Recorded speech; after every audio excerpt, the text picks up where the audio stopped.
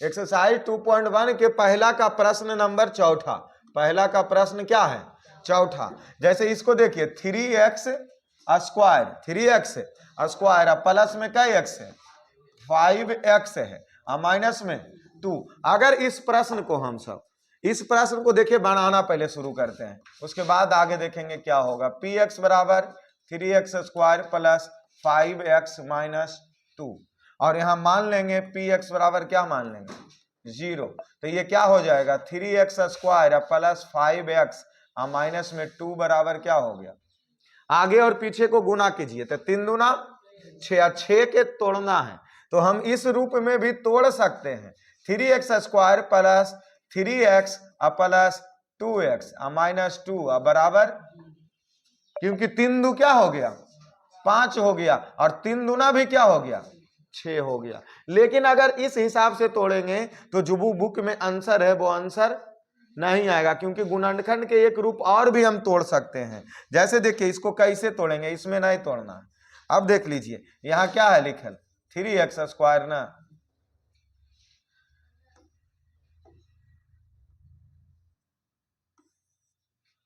यहां देख लीजिए 3x स्क्वायर प्लस है, यही ना बाबू। देखिए इसको हम इस रूप में भी तोड़ सकते हैं। कैसे? 3x स्क्वायर 6 न था तो इसको हम माइनस एक्स प्लस 6x नहीं लिख सकते हैं कि 6x में 1x घट गया तो बचा कितना? 5x और 6 ही का ही 6। इस रूप में भी बनाएंगे तो आ जाएगा, तब जाकर के आएगा आंसर हमारा। ठीक है, अब देख लीजिए इसको कॉमन ले लीजिए। आगे से क्या कॉमन ले सकते हैं? इसमें से क्या कॉमन ले सकते हैं? सिर्फ x कॉमन ले सकते हैं, तब ना यहां बचेगा 3x और x चला गया तो 1 बचा। ठीक है, अब यहां कॉमन हम सब लेंगे क्या? 2 लेंगे। क्या लेंगे बाबू? और वो भी प्लस में 2 लेंगे। क्यों? क्योंकि यहां माइनस 3 दूना 6, आई प्लस में 2 जब चला गया तो माइनस 1 बचेगा बराबर। अब देख लीजिए कि ब्रैकेट के बाहर वाले को एक साथ और अंदर वाले जब एक नियम था तो इसको एक साथ। ये 0 है जो दोनों के लिए हो गया, 0 है जो दोनों के लिए हो गया और इसीलिए इसको दोनों के साथ कर देंगे। x बराबर यहाँ हो गया -2 और यहाँ हो जाएगा 3x बराबर 1 और x बराबर 1/3। एक अल्फा का मान, दूसर का बीटा का मान। अब देखिए इसको हम सत्यापित कर रहे हैं तो यहाँ लिखेंगे सत्यापित। क्या लिखेंगे बाबू? सत्यापित। तो देखिए अल्फा प्लस बीटा शून्यांकों का योग तो यही ना होता है, तब अल्फा प्लस बीटा तो -2 और प्लस 1/3। तब जब इसका एलसीएम लेंगे तो ये 3 हो गया, 3 दूना 6 और प्लस 1, 6 में से 1 चला गया -5/3 हो गया। अब देख लीजिए इसका हम फार्मूला क्या जानते हैं? इसका सूत्र हम क्या जानते हैं? शून्यांकों का योग का क्या? -x का गुणांक अब बटा x स्क्वायर का गुणांक।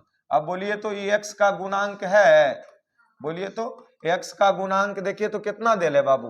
तो ये 5 रहने दिए और x स्क्वायर का गुणांक कितना है? 3 है। क्या 5/3 ई वाला और ई वाला बराबर नहीं आया? तो हमारा बनाया हुआ क्या है? फिर शून्यांकों का गुणनफल, तो गुना कर देते हैं तो -2 और गुना 1/3 तो ऊपर हो गया -2/3। और इसका हम क्या जानते हैं? अचर पद। कौन पद? अचर पद। अब बटा में x स्क्वायर का गुणांक। अब बोलिए कि अचर पद कितना है दिले? अचर पद 2 है। अचर पद कितना दिले? -2 और x स्क्वायर का गुणांक कितना है? 3 है। क्या देखिए ना यहाँ भी -2/3 और यहाँ भी -2/3 नहीं आ गया। तो क्या ये हमारा बनाया हुआ सही नहीं है?